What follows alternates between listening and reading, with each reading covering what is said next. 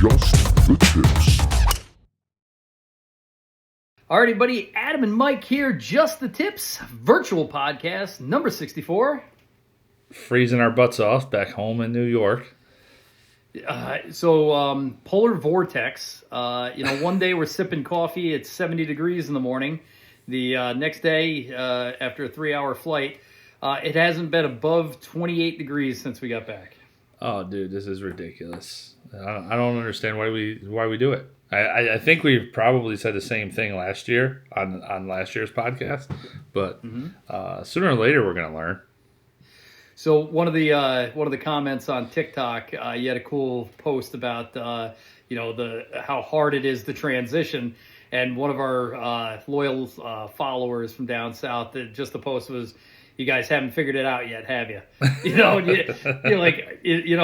After a while, you just look at everybody and go, "Why do we live here? Why do we live here? Why are we doing this?" Yeah, I don't really know, man. I mean, I think some people figured out. Dude, every person that we met down there was from the north. Yep. Every starter, I think, is from Pittsburgh. And you played with a guy literally that works for the resort from Stone Ridge, which is like the town in between you and me. It's kind of funny. So let me ask you this. If you were to tell somebody where you're from that doesn't know the Hudson Valley, what would you say? Right. I always say I'm near Woodstock. I'm about 90 miles north of New York City, about 90 miles south of Albany. For most people, because to be honest with you, once you're outside of New York City, everything else to them is upstate New York. So absolutely. So when I was explaining it to these, they were kids. They were 24 years old kids.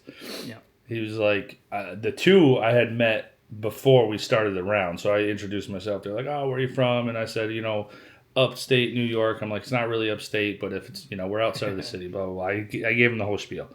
Well, then this kid joins us, and they were like, "Oh, you might know where he's from. He's from like upstate New York." I'm like, "Oh, where are you from, man?" He's like, "Oh, like the Newburgh area."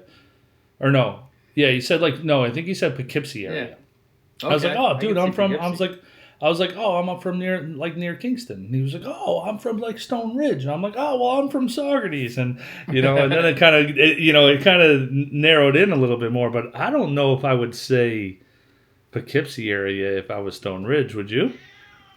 I don't know. I know a lot of people identify our part of the Hudson Valley with Poughkeepsie. Like that's a place that people know that's north of New York City. Nobody would know. Like I always like Woodstock because it sounds famous. I'm probably 20 minutes from Woodstock and probably 45 minutes from the Woodstock site. But when you say Woodstock, people kind of, and then it's 90 miles north of New York City. I think that kind of places me in a good geography. But a lot of famous books have referenced Poughkeepsie. Peaky Blinders. Peaky Blinders. Peaky Blinders. Angela's Ashes was an unbelievable book. It's the first place that, the famous Scotsman, Andrew Carnegie, it's the first place his family landed. What happens to a lot of folks, in that time is they'd come to New York City and they wouldn't be allowed to land there. So they'd have to come up to the next port, and the next major port was Poughkeepsie. I don't know. So, all right, I get it. I always say south of Albany. I'll say south of Albany, and then if they kind of know the area, they're like, "Oh, whereabouts?" My sister lives in blah blah blah, and then I'll get a little more specific. I usually say Kingston, Woodstock area, and then I tell them I'm actually from the town where the second Woodstock Festival was. There you go. And then they're like, "Oh, it's so cool," and then they go, "Oh, the Mud People," and I'm like, "Yeah." So no matter where you live in New York, if you're 65 or approaching 65, reach out to mymedicareny.com. That's mymedicareny.com to talk to for free to a specialist to help you with your Medicare plans. Again, if you're approaching 65, it's not too soon.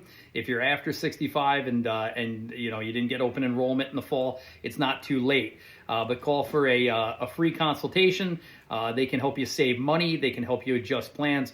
MyMedicareNewYork.com. That's MyMedicareNewYork.com. Anywhere in New York. And obviously help you navigate the crazy system that is Medicare in New York. So All right, man. Listen, we got to talk about Brolando. So we had a quick one. We were in the Brolando condo garage, and we got about 20 minutes into it. But to be honest with you, I was tired. I was a little tipsy. We had other things pressing that night, so we didn't really dive down into it. We gave a good cursory example and a couple of highlights. But where do you want to start? Well, let's start with me beating you straight up in the first round. The first, third, and fifth rounds. Listen, dude, you played really good. You hit the ball really well. At certain times, you putted really well. So, like I said, not surprised. Not impressed, but we had a good time. Surprised. So, no, we'll start from the beginning. So, I ended up going down 2 days before everyone else. I went down to Reunion to check out the resort there, to check out their courses, to kind of check out the facilities and everything like that.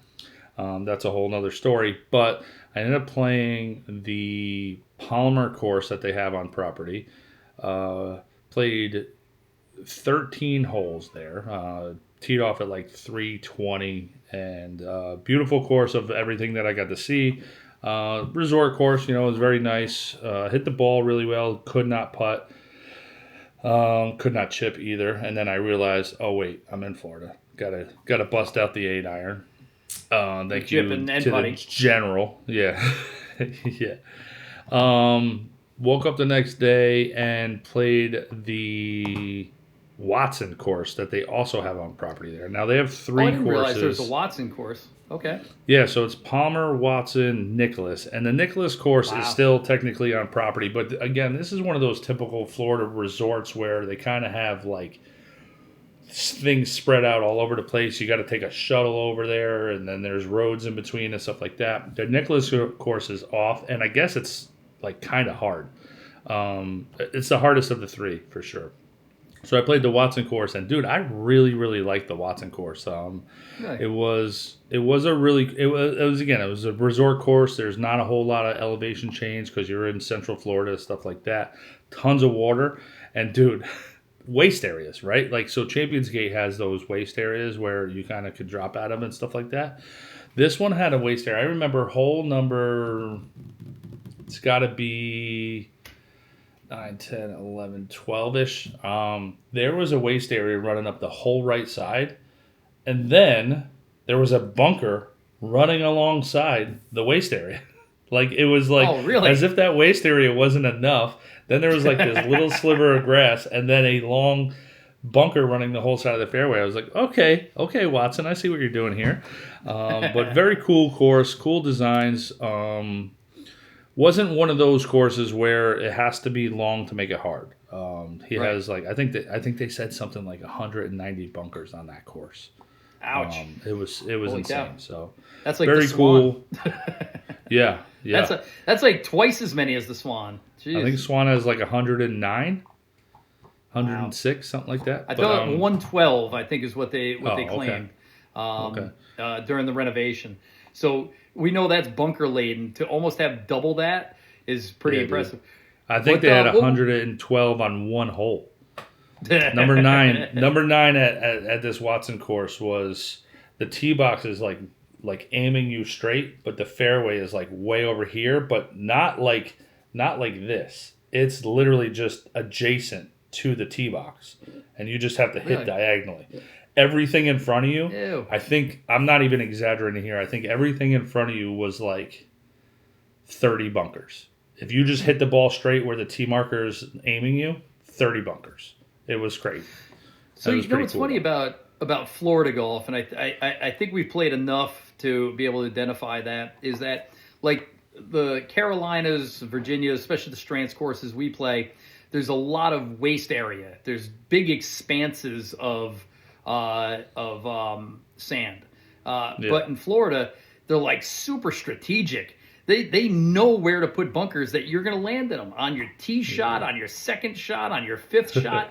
You know, it always seems like I'm in a damn bunker in Florida. You know. So I wasn't in a ton of bunkers that week. No, I don't think so. All right. I mean, as we get into this, I'll probably realize, oh crap, maybe I was. But I was in a lot, but I was hitting that good out of the fairway bunkers. I was pretty happy the way I was getting out of them most of the time. Well, when you're in them that much, you kind of get used to it, right? A lot of practice. A lot of practice. So listen, and the next day you guys came in. Yeah, but Oh, how was ahead, the resort itself? The resort was pretty cool. I mean, it was pretty laid back. It wasn't like super fancy or anything like that, but it was cool. The two courses, the Watson and the Palmer, share a range, which I really, really like. So there's like a central area there. Hotel was cool. Food was okay. I mean, it was nice. It was chill, and I was there by myself, so it was kind of nice. That is nice. So the next day is Monday after the Super Bowl. Did you watch any of the Super Bowl? I watched I think I watched like halfway through the third quarter, and then I was done. Yeah. I was pretty happy with the end result, but it was kind of a boring game. So shout out to Jesse Kazikoff, who has always come to the Super Bowl party at the house. Always stays through the end, through the MVP, through the 11 o'clock news. My man gets his full experience. It was like the beginning of the third quarter, or the beginning of the fourth quarter. He's like, you got an early morning. I'm gonna see myself out. I'm like, you don't have to go, dude. But I was on bed by before the end of the fourth quarter. We left at like 2:30 in the morning. I met Tone Loke at the Park and Ride. 5 of us left out of the Albany airport. 3 on the JetBlue flight in the morning at 6, and me and Money Mike sitting right next to each other on that Southwest flight at 6:30, which I thought was kind of unique. You got 2 flights within a half hour of each other, but you flew JetBlue on the way back. I flew Allegiant Southwest. on the. Southwest. You did Southwest. Yeah, okay. Yeah. They're good with the bags, man. They're good with the bags. I'm not a big fan of the lining up like a bus, although it always seems to work out. But the free golf bag and the free check bag and the free carry-on, you can't beat the price. Yeah. Yep. Yeah, so you guys got down there. What did you get down there? Around 9:30? Yeah, we landed like 9:30. We were in a rental car by 10:15. And then we met you at Royal St. Cloud. Or somewhere in Orlando. I wasn't 100% sure. I was a little foggy at that point, but just excited to be at that point, about 75 degrees and sunny. It was just beautiful. I guess where we were was Kissimmee. Okay. I'll look it up. But here's the deal, the way that Orlando works, and everyone thinks they call it Orlando, but when you're in the airport, call that Central. You go southwest to go to like Disney and Championsgate and Reunion. Okay. Royal St. Cloud was straight south, right? So you're making a big triangle, and each leg of those triangles is a half hour. Huge quotations there. Half hour. Yeah. How long did it take you to get to Royal St. Cloud? Inside of an hour. Yeah. To go the 35 miles on the highway. So I was going straight east from Reunion to Royal St. Cloud, and it took me 50 minutes. How much was that Uber ride? It was like $80. Yeah. Jamie and I got whacked for a couple of $100 Uber rides just because the traffic. So Orlando's beautiful, the courses are nice, but I haven't seen traffic like that since I've been in LA. It just doesn't matter what time of the day. It's just you can't get anywhere. Yeah. Yep. So I had to get Uber XLs too because I had the golf bags with me. Oh yeah. Yep. So just brutal traffic. The big turn off to the Orlando golf trip is the traffic. It's manageable, it's navigable, but it's certainly not a picnic. So how did you come across Royal? Go ahead. Oh, go ahead. No, it's just asking. How did you come across Royal St. Cloud? Because listen, there's 100 golf courses within 30 minutes. Okay. I was trying to be nice. I was trying to find something that was feasible. You guys weren't. I didn't want to make you guys drop like $180 as soon as you got off the plane. I was trying to find something that was close to the house. Orange County National was on the list. We were supposed to link up with another Instagram golf influencer. That didn't work out so well. I still kept our name on there, and I said, hey, listen,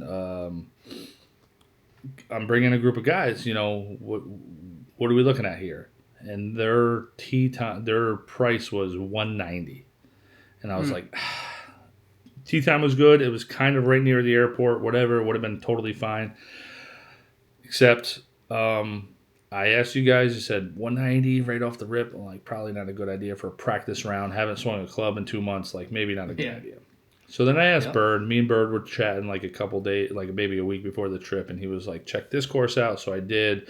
They didn't have any tee times. He was like, check this course out. And I did. No tee times, or it was a little expensive. He was like, dude, check out Royal St. Cloud. I'm like, dude, that's a little east, don't you think? He's like, no, it's totally fine. I'm like, all right, dude, if you were cool with it. And then I talked to him about the whole grocery shopping thing, about time and getting back to the house at a certain time and this and that. And so I called Royal St. Cloud up, $60. Good track. I mean, dude, it was a great track. And we were good to go.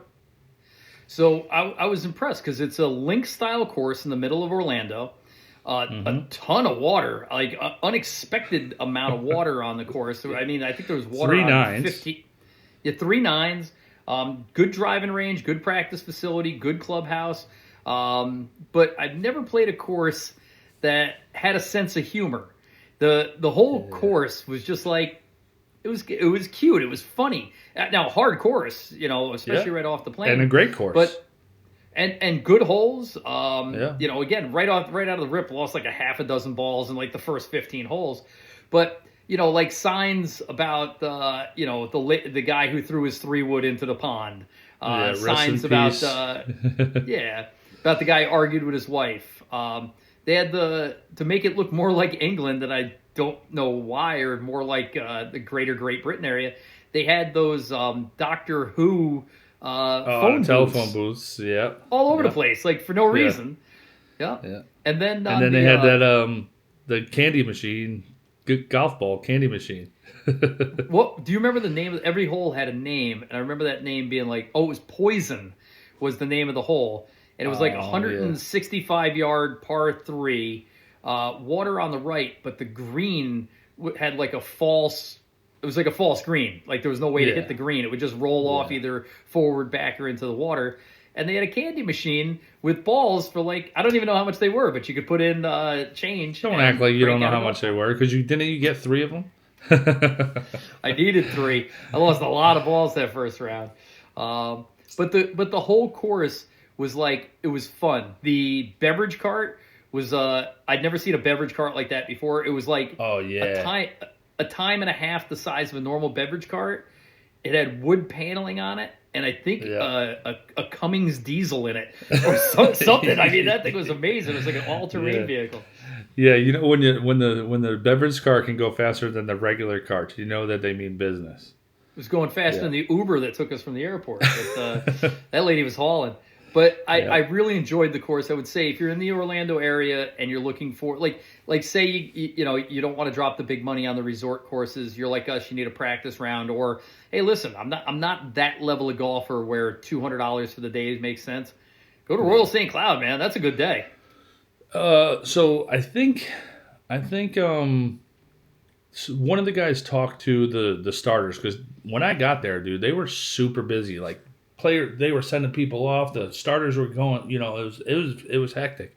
I think they do some ridiculous amount of rounds per year. That's like some astronomical amount. I don't know what the number is, but like they said it, and it's like a lot. I don't know what the number is. I don't even know what a lot is, but it was a lot. So the course does get a lot of play, and I'll be honest, you can see it. A lot of like same, worn down areas from carts going off in the same spots and stuff like that. But again, it was a really cool track. I had a blast, and I love that it was a practice round that the 6 of us got in. Yeah, it was fun. So that took us up. I mean, kind of late. I think we had a noon tee time or 12:30. We got off the course at 5:30. We got down to the house, 6:30. Bird and the commissioner were already there. I was in the car behind. So when I got there, hugs and kisses to everybody. But I didn't realize that this was the year we were starting the Stapleford for picking your room. So last year I came. I think in it was second just place. the first 2. I think it was just first 2 this year. Okay. Gotcha. He said it in the email, bro. It was a long email. And I read most of it, but my reading comprehension, asked my second grade teacher, not as high as you'd hope. But anyway, I got to pick out the king size bed with the big room and the downstairs and the whole thing. It was nice, you know? Yeah, dude. Yeah. Yeah. A little incentive for next year, right? Big time.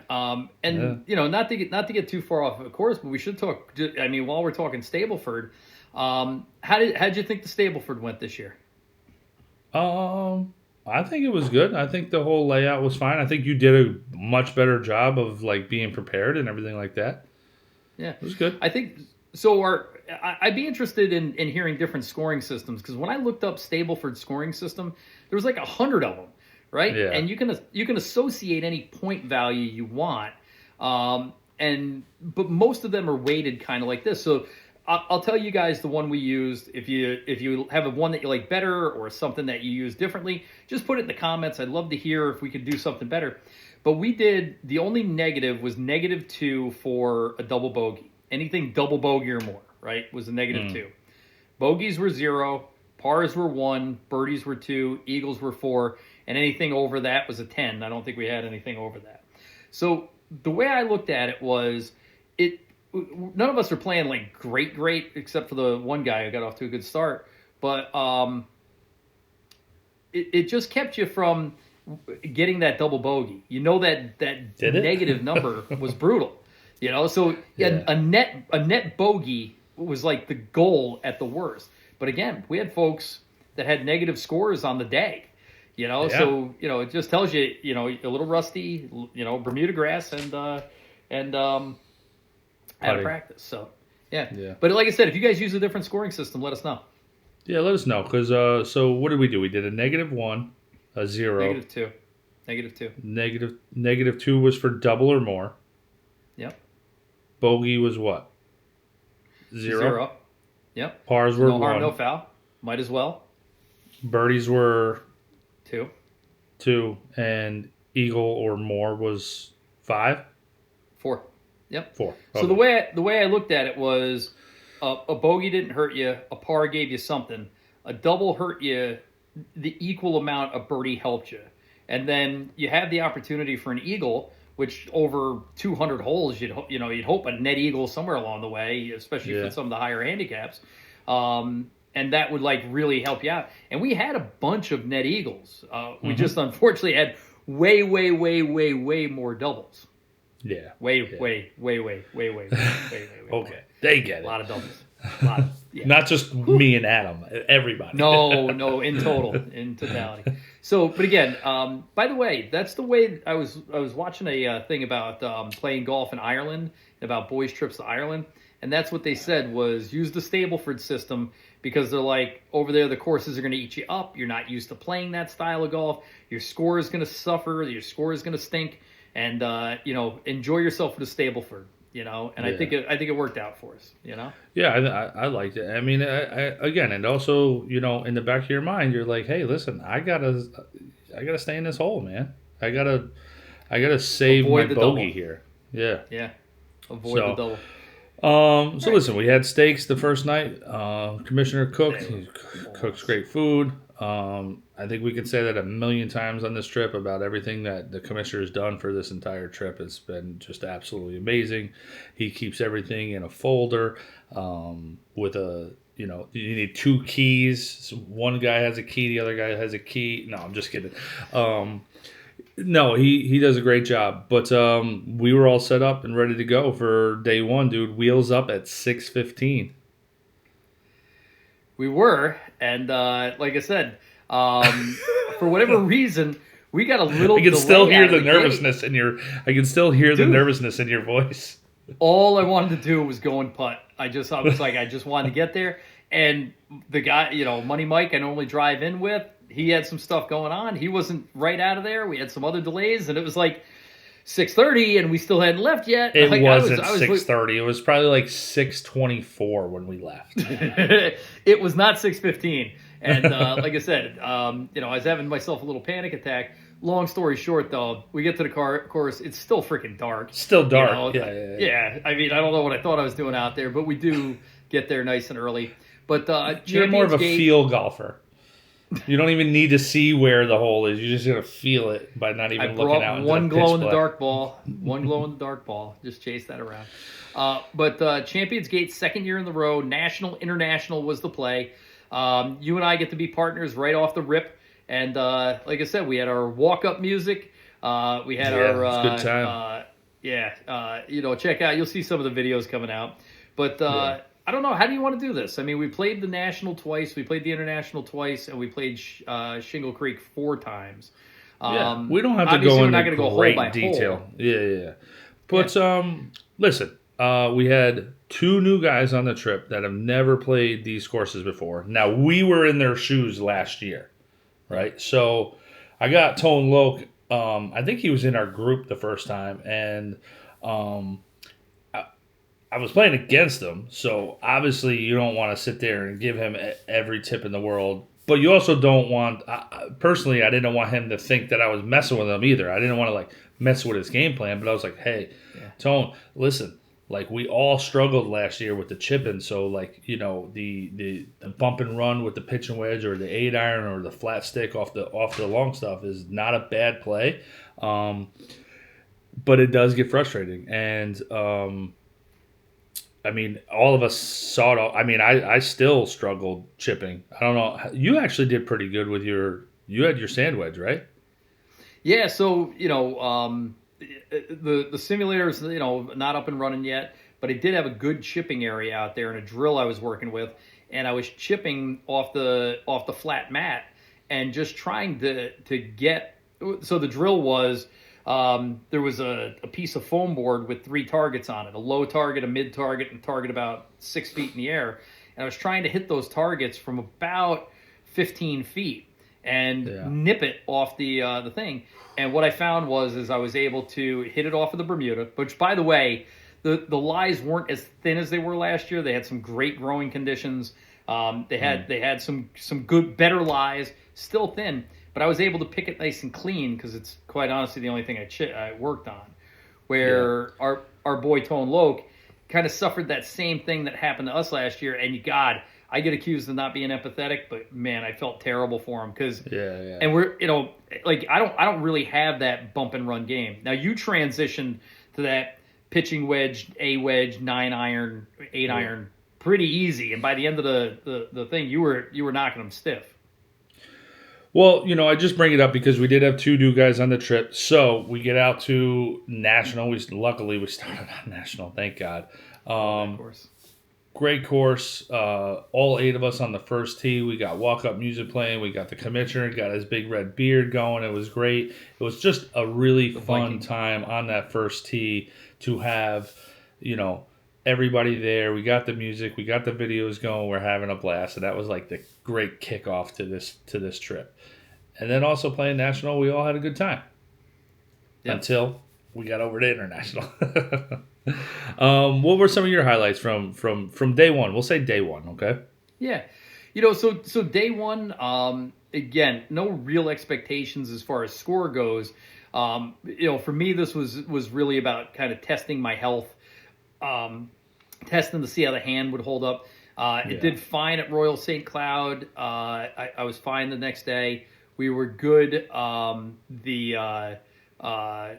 Good in the morning, and I was worried about the afternoon. I was good too. I hit a lot of good drives. I hit a lot of bad drives. I had a little snap hooky thing going on that I was working out. No real memorable holes. I wasn't throwing birdies down or driving the ball 300, but I was out there and I was playing and I was happy, and that's all I can ask for. Yeah, I say the same. Nothing real memorable of throwing birdies or hitting a flag. I did par 3 235 into the wind. Part of that day one, which was kind of nice. Oh no, that's Shingle Creek. That's day 2. Sorry. So day one though, number 14 at National and International, the 2 new guys. It's the number one, the hardest par 3 in the world. It's 239, little downhill. Got to carry a marsh, carry a bunker. It's surrounded by a marsh. There's a small pot bunker. Dude. That's the pins rolls right behind this little ass pot bunker. So I remember tee shot on 12, I think, is probably I would say 12 is your last easy hole on that course. Right? Yep. 13, After maybe that. tee shot's a little wider, but you can't miss right or That's left right. on 13 tee. After that, it's all tough. So I told them, I remember telling them, I'm like, enjoy this. This is your last easy shot on this course. And they both get up and birdie 14. So our we got Tone Loke, who's a really good player. He's like an 8 handicap, the chillest, coolest guy in the world. Was struggling, knocks it on, makes the putt, and then we got are we calling him the detective? Yeah, we'll call him Detective. So again, who is a 20 handicap, but he's known as the par 3 slayer. Par 3 All Slayer. right, you par 3 slayer when the par 3 is 120 yards, 150 yards, 180 yards, 230 yards. And what's he do on the first time on this? He chips in for birdie. So nobody else has had a birdie on this hole ever since Greg Norman was the last one when he designed the course. When he right? designed These two it. guys And show then he up said and it's just- too easy, let's lengthen it. These two show up and birdie it right out of the rip. So good for them. It was awesome. Yeah, it was I'm so jealous. cool to see. Yeah, me too. Because listen, I mean, Detective hit a pretty good shot. Tony was on. I hit probably the best shot. I don't want to say in a group, but of me playing that course, that's the best tee shot I had, and I walked out of there with a bogey. I smoked mine into the swamp. Bird Left with or the bird's short? eye left. I hooked a 3-wood that didn't get there. Sounds about right. Chipped it on 2-putt bogey, but he found it in the high stuff. But so the international and the national, just a beautiful day of golf. I mean, it's so much fun. It's ridiculous. It's a good time, and we had a great first day. But that night, little self care. The commissioner was grilling and chilling. Yep. Cocktails were flowing. It was a good one. Yeah, man. Hot tub, pool, good times. But again, guess what, dude? It's early bedtime. It's early bedtime because we got to get up. What time were you? You were getting up before I was. I was getting up at 5:30. What time were you getting up? Different every day, but I was trying to. I wasn't trying to. We were going to bed at 9:30, so that's like my normal when I'm working out at the gym. I was getting up at 4:30, and I'm like, I can either go back to bed for a little bit, or I can get a solid stretch in. And I was just after not playing golf for 2 straight months, playing for like a day or 2 in a row, and stretching like that, and getting a good yoga in, dude, I felt muscles I haven't felt in a long time, and it felt so good.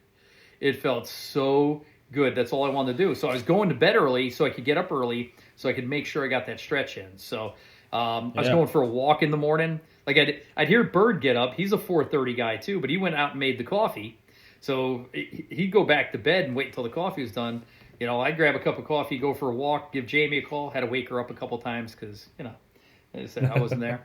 But, yeah, dude. I mean, I was getting up 5:30, get dressed downstairs, cook breakfast, out the door, man. Wheels up at 6:15 again.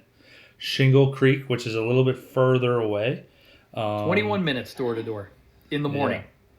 And in the pitch night, black. not so much. Pitch black. I think the first day we actually had the guys like moving the cones out of our way to let us get to the bag drop. Again, you guys, everybody, like you players, we'll call you the players, think Shingle Creek is harder. Big boy course, I guess. I like Shingle Creek, man. I like the layout. I like the hotel. I like the putting green. I like the range. I like it all there. Good vibes at Shingle Creek, man. What do you think? Yeah. So I think it's the most manicured course maybe ever. Just the way they maintain it is at a very high level, and I like that. We played it in the morning with the wind down, and we played it in the afternoon, and then the following Friday with the wind up. Yeah. Let me just wind up. I'll just run through the holes that I think are hard, and then just kind of compare that. Just kind of compare that to your own course. 1's not too bad. 2 is a nightmare. I find 3 to be. It's not only the tee shot; it's that green complex is very difficult to hit into, even with a short iron. It's one of those where if you push it too far up and you're hitting like a 60-yard shot, You're done. It's not a hole to be cute at. So I find that to be a really hard hole. Definitely. Number 2. Number 3, I Three's not find to be easy. extreme difficult because while you'd love to cut the corner, it's not there, which really makes the tee shot really, really narrow. And then they got a bunker up the left side. If you hook it, you're in the woods. If you slice it, you're in the pond. If you drive it too well, you're in the sand trap. There's not a lot of places for it. So that's my second hard hole. Yeah. I'll let 4 and 5 kind of pass, even though 5 I think is the green makes it a very challenging par 3. But number 6, that hole is so difficult. You get eaten up on the tee shot on the right. I've been hitting good drives, but a very difficult green to hit. And once you hit the green, the thing is a nightmare. I saw a very good 4-putt on that hole, like an excellent 4-putt. So that's 1, 2, 3.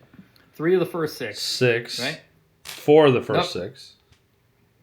4 because number no, I'd say 1, 2, 2, 3.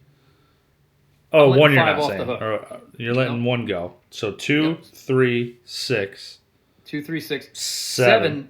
7. I talked to the guy in the pro shop. I go, what the hell is that? Why would you make a hole like that? Get Arnold Palmer on the phone, or what was his wife's name? Winnie Palmer? Get somebody from the Palmer family on the phone and just ask why. Why would you have a 240-yard par 3 uphill into the wind over a waste area with a steep giant green with water on the right side? Yep. It's just I don't out of a chute. It's not any out fun of a to chute. play. Not to mention you're coming out of a chute as well. Yeah. All right, so that's 4 out of the first 7. Number 8 is the hardest layup shot I've ever seen in my life. Unless you really par 5, unless you poke the ball, you'd need to lay up. But the layup, the 150-yard marker is probably only 20 yards from the out of bounds to the water. So, and that's from the 200-yard marker all the way up to the 100-yard marker. It's this wide.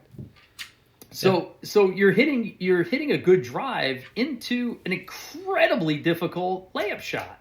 And then the green complex is extremely hard too. So there's 4 of the first 8. That's 5 of the first 8. 5? 9, I don't even know what 9 is. 9, I play like a par 5, and I'm happy to get a 5. Yeah. It's 450 yards into the wind every time.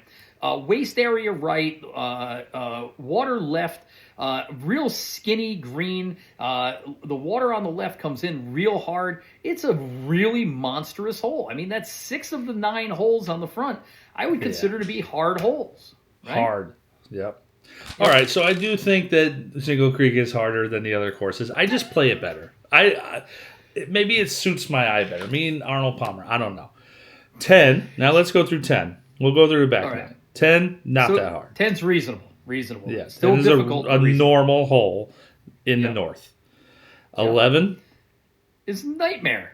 Is a nightmare. You, especially with the wind in your face, you hit a big drive. You still got like 200 or 190. Yeah. The green, skinny green.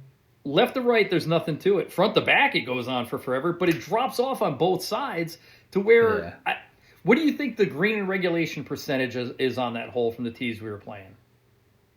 So everybody comes through from our group. Golfers, let's say from the group, we had 8 people play it 4 times, so that's 24 times. How many times do you think somebody was on that green in regulation out of 24? How many times do you think? How many times did you hit it? 0. Me too. Yeah. Yep. And so the one 3. time I was 20 yards short, I was happy about it. You know? Yeah, me too. Yep. If you get left or right, there's not a lot. All right, so that's 1 on the back. That's tough. 12. Yep. Not that bad. I like 12. I like don't 12. know why I like 12. Yep. I think it grew on me. You know, the building in the back doesn't really bother me. I think it almost adds to it, to like its quirkiness. I do too. I like it. It's Plus a weird. Yeah. Oh, there you go. That's one of the illustrious birdies. One of the 3%. Yeah. So 13. 12, 13. I like it. Par 5. I like Not it. mad The about tee it. shot's a little tight for me, but after that, it's fine. Okay. Yep. 14, short par 4. That is 9 yards longer than the par 3. Well, let me ask you a question. What kind of numbers did you take on that hole? Whether it's hard or not. I don't like it because you're hitting like a 6-iron into a 7-iron, right? It's not hard. Really can't. No, you don't. You hit a 5-iron into a pitching wedge. Yeah, I don't like the hole, but we'll say it's not hard. Okay, It's not right? hard. It's not hard. All right. Number 15 par though. 3, not that bad. It's a big green. It is a tough green. You got water left. You got water way right. I want to call it a hard hole, but it's not an easy hole. Out of the par threes there, and I'm just thinking, out of the par threes there, it's probably one of the easier ones.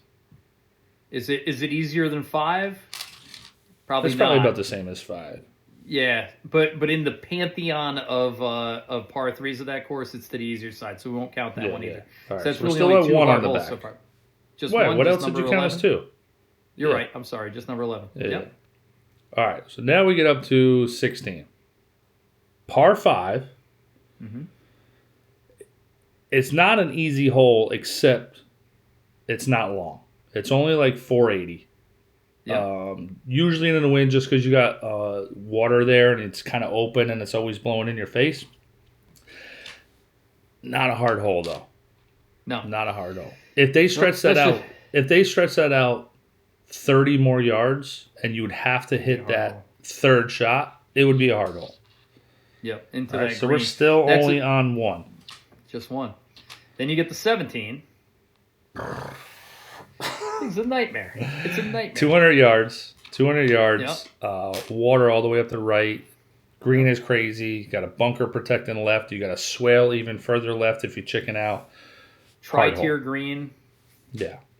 Very hard hole. Dead-eye par. Very hard. Yep. And for me, hitting a draw in that, you have to carry the water the whole way if you hit a draw into that hole.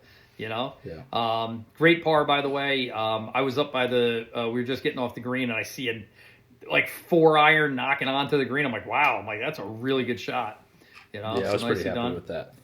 And then 18, I consider to be a difficult hole. I know a lot of people don't because of their scores on there. But unless you hit the cart path, you're going to have a very long iron or a wood into a par 4 that's protected by water left. You know, and the green slopes left. So I would put that up with the harder holes on the course. I would too. Only because, like you said, cutting the corner to try to shorten it, if you don't hit it perfect or if you don't catch that cart path, you're going to be blocked out. And then they have a tree that kind of sticks out into the fairway that would block you out as well. So, it's the only hole ever that I played for the cart path. And I played with... I played it four times with 8 people, said 16 times. It was hit 3 times out of 16. So it's the play, you know? Yeah. So that's it only is, it is kind of the play. That's so 3 on the back. holes. What did we say? 6 on the front. 6 on the front. 9. Half the course is hard. Is really and hard. The other half is not easy. I'm not saying we didn't say there was any easy holes on that course. No. I would say 1, 10, and 12 and 13 are maybe to the regular side. What do you think the easiest hole is? Maybe 12? 12, Yeah. yep. Yeah. I like that hole. You hit a drive to the 100-yard marker. The green's shaped like a taco. Hit the green with the right yardage, and you got a nice birdie putt. I think it's easier than 14, even though 14 is only 244 yards. It's strategically designed 14 to mess with you a little bit, messes with your head a little bit. But yeah. So we take this incredibly difficult course into perspective, especially when the wind's up. And I had my 2 of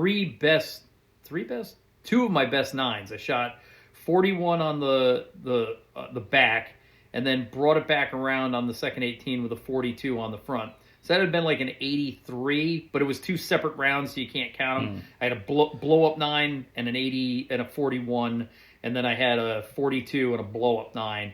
Both of them were mid to upper 80s. What'd you do with the course? So out of the 4 times, I think the front 9, my best was a 41 on one day. And then on the back 9, shot a 37. Dude. 37. With a par putt on 18.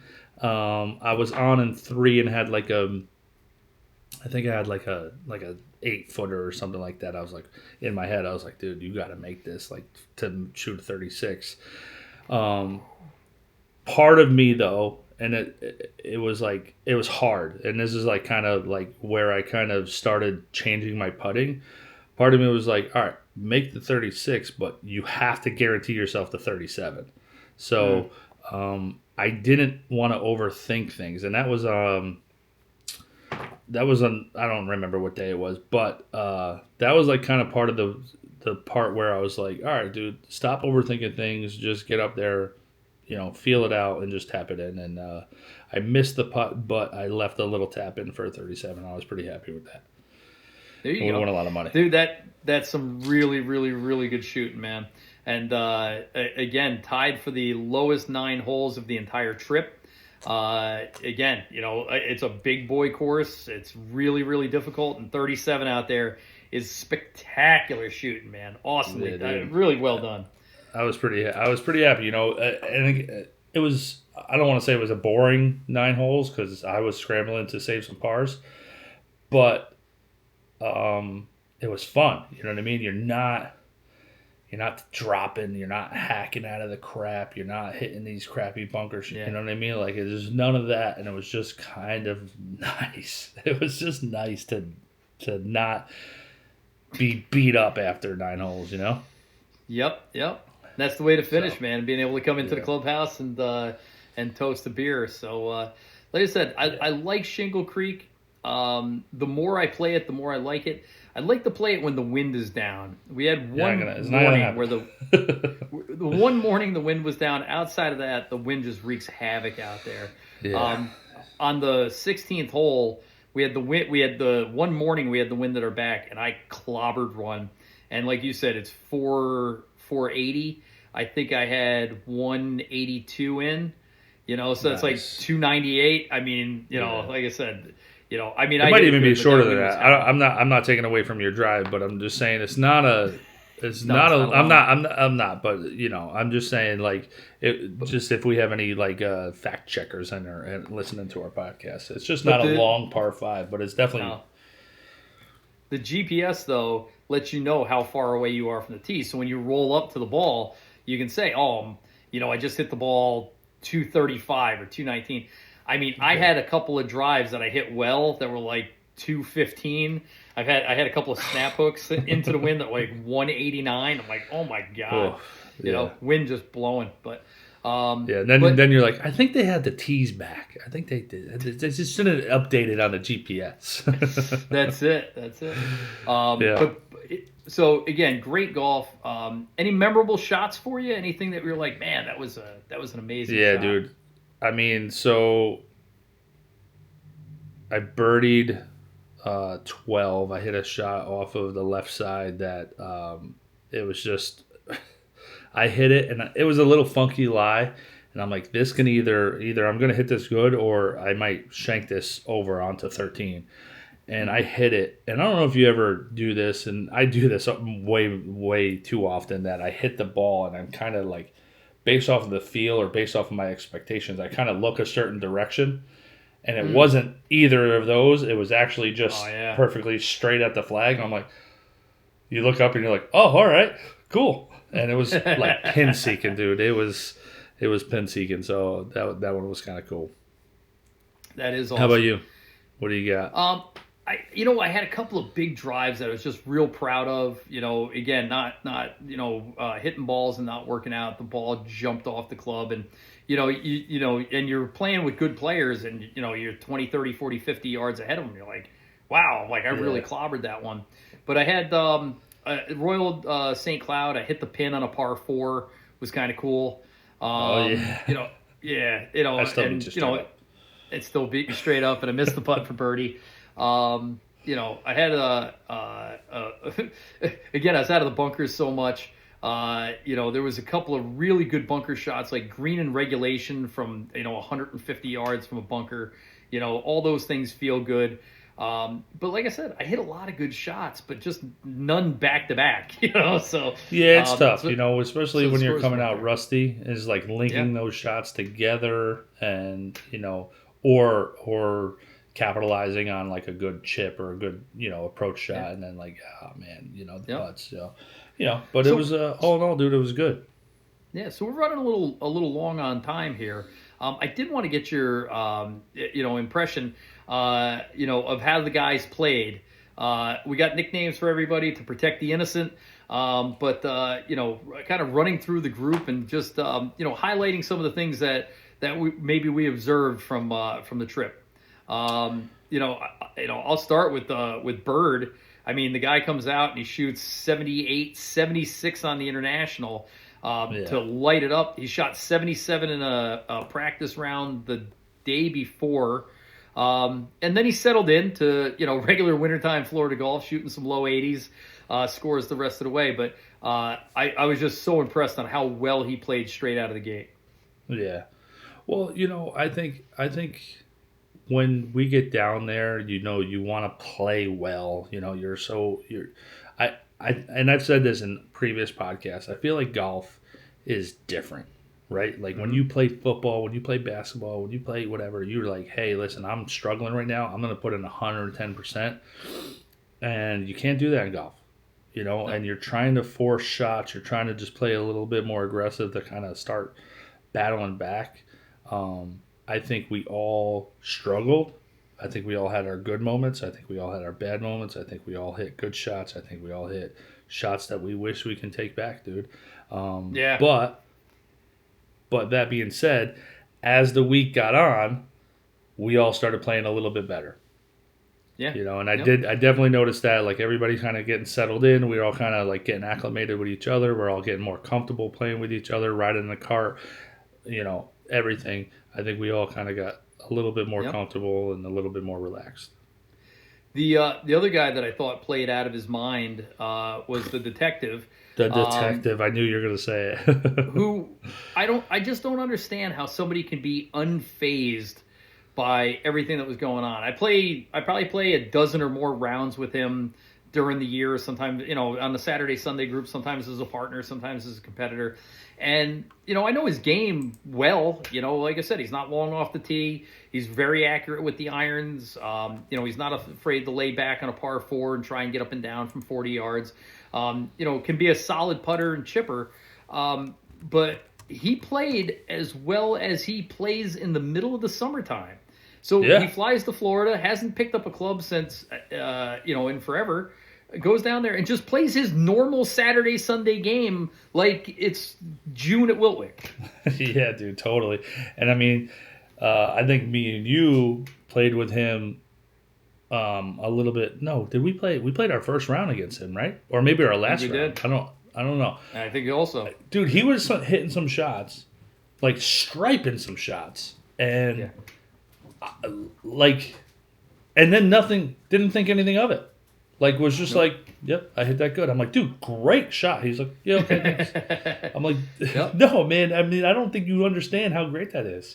He was my partner one round against you, and he carried me. I hope he's listening.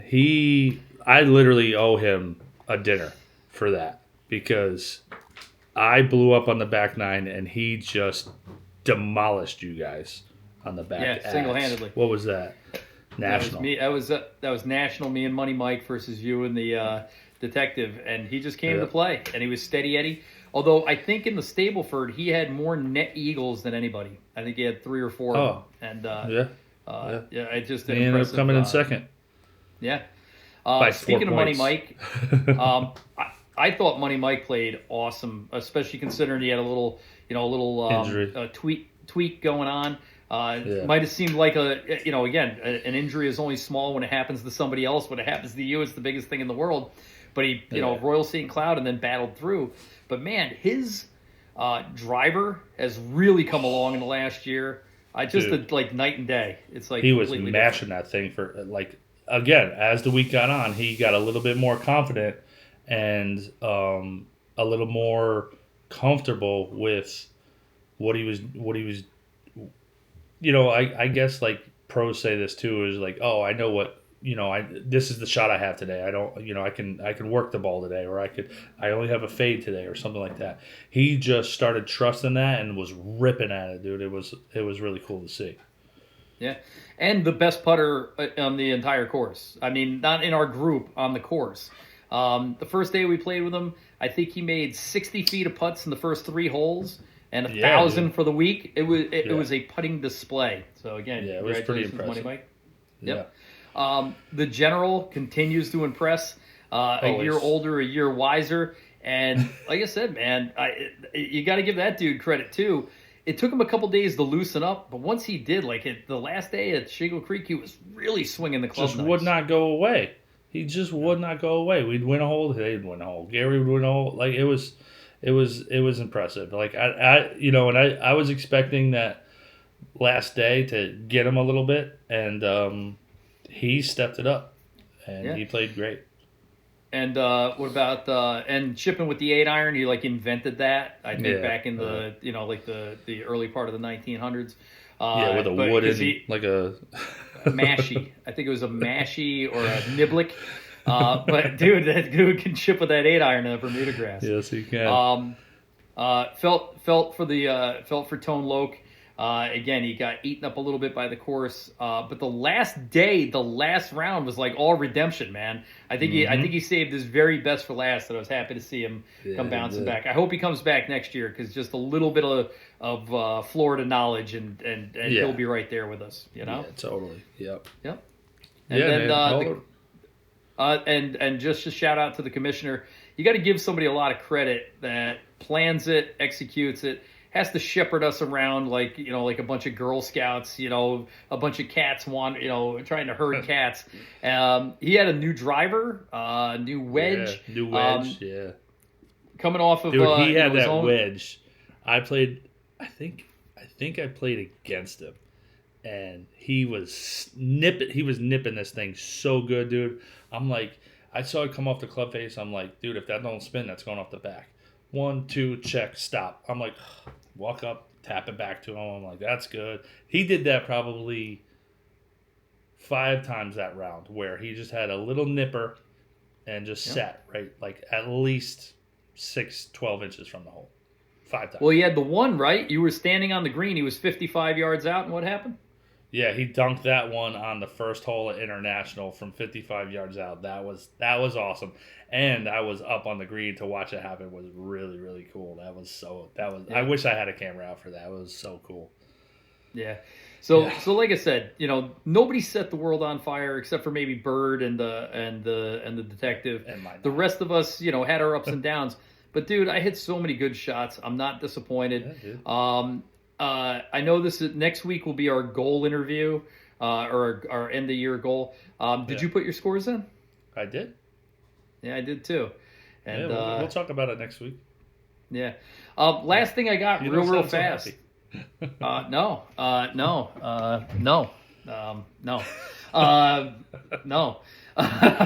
Last thing I got real quick. And I don't know if we talked about it in the last podcast. I don't think we did. But it was round number 1. It was the 10th, 11th, 12th hole at or no, it wasn't. It was the 8th, the par 4, 8, 7, the par 5 at National. And you and I had a long drive contest, but something interesting happened.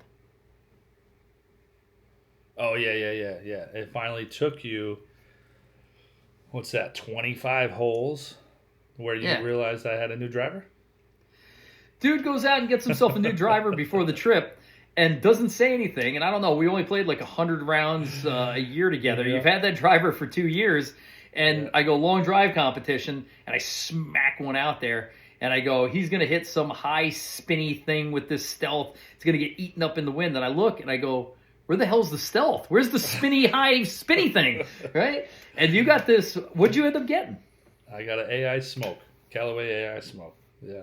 And we'll talk about that because it's a long story, but we'll talk about it. And I told your wife too. I was like, got a new driver. I'm not going to tell him. I told her the whole story. I'm gonna see how long it takes him to realize it. And I told the guys too at Royal St. Cloud. I'm like, I'm going to see something. Dude, we rode in the same cart for 2 rounds. And it took you 25 holes to realize that I had a new driver. So, some people say I'm selfish. Maybe I'm focused on what's going on this side of the cart. But dude, congratulations on the new stick. Another goal accomplished. So, like I said, overall a brilliant trip, a flawless trip. 85 degrees every single day. And now it's not warmer than 28. And then you left, and then Jamie flew in for 3 or 4 days, and we went to Epcot and drank our way around the world, and went to Disney Springs and sat by the pool, and then flew back, and it's 29 degrees and an ice storm, and I think I have a broken pipe, and I hate this. When's the next I hate one? this. When's the next one? That's the question. So I figure we're about 15 days away from driving down south. I figure 2 weeks should be good to go. Should be a little road I'll trip. check the weather down in Sanford and Asheboro, North Carolina. How's that sound? Yeah, that sounds amazing. All right, dude. All right, dude. That's good. All right. Shout out to all the sponsors, especially to MyMedicareNY.com, MyMedicareNY.com for all your Medicare help. Free consultations. They might be able to save you a couple of bucks either now or later. Give them a holler. All right, dude. All right, I'm Adam. Mike. Just the tips. Just the tips.